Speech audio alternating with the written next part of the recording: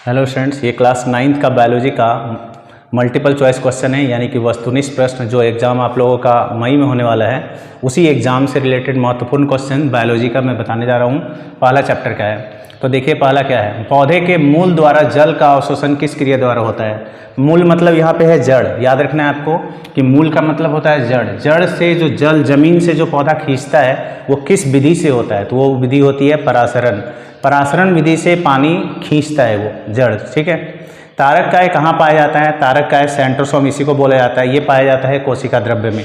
मानव शरीर की सबसे लंबी कोशिका कौन सी है, तो मानव शरीर की सबसे लंबी कोशिका तंत्रिका कोशिका है। इलेक्ट्रॉन सूक्ष्मदर्शी का अधिकतम आवर्धन कितना होता है, तो लगभग ये 2 लाख गुना होता है। याद रखना है कि बहुत ज़्यादा इलेक्ट्रॉन सूक्ष्मदर्शी जो होता है बहुत ज़्यादा आवर्धित प्रतिबिंब प्राप्त करता है किसी भी वस्तु का, तो लगभग उसका 2 लाख गुना लिखा है। 2 लाख गुना मतलब अगर एक से एक कोई भी एक इकाई होती है तो उसका 2 लाख गुना बड़ा आकृति उसको दिखाएगा।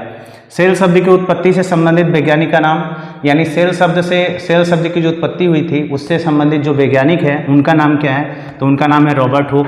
कोशिका का पावर हाउस या बिजली घर किसे कहते हैं, तो इसको हम लोग माइटोकॉन्ड्रिया को ही कहते हैं कोशिका का पावर हाउस, क्योंकि वहीं से ऊर्जा की उत्पत्ति होती है, उसी ऊर्जा से कोशिका कार्य करता है। आत्महत्या की थैली किसे कहते हैं, तो लाइसोसोम।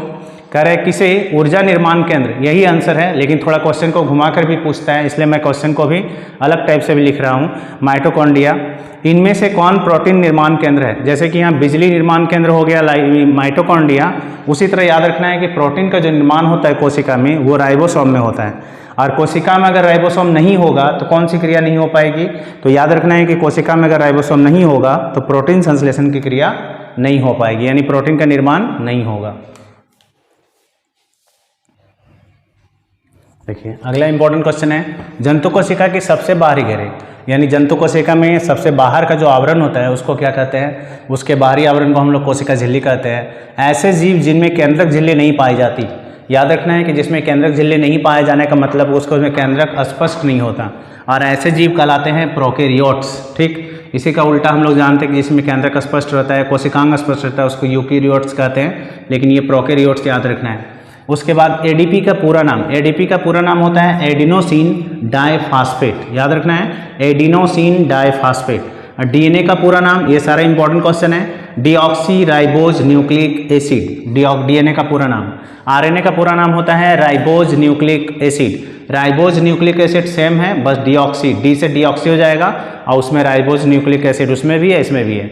किसे कोशिका का पाचक थैली कहते हैं, तो लाइसोसोम। लाइसोसोम में पाचक एंजाइम होते हैं जो पूरे कोशिका में, अगर कोशिका में फट जाए तो पूरे कोशिका का पाचन कर देते हैं। पाचन करने का मतलब उसको अपघटित कर देंगे, मृत हो जाएगी कोशिका, इसलिए इसका नाम है पाचक थैली, ठीक है।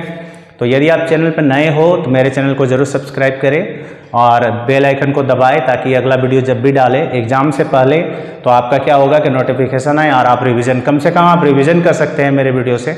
आपकी तैयारी हो चुकी होगी, अगर नहीं हुई है तो और अच्छा है, आप इससे और तैयारी कर सकते हैं, ठीक है।